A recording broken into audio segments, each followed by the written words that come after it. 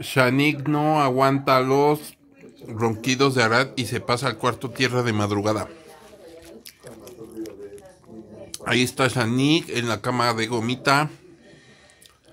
Ya va a cerrar la puerta. Llegó a despertar a todos porque dice que Arad ronca mucho.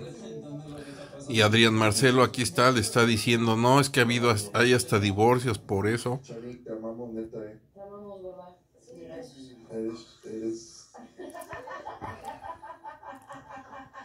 Cuando te vi, Ahí pareces está. gato. Un león enojado, te lo juro. Dice Shanik que no puede dormir.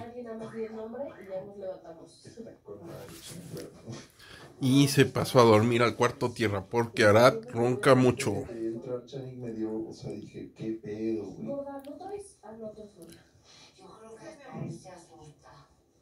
No, el agua bendita. ¿Y neta todo el cuarto está dormido con eso? ¿Sí pueden dormir, Chanik, con todo eso? Y aparte no pueden dormir porque Arad ronca mucho y tiene un motor ahí prendido.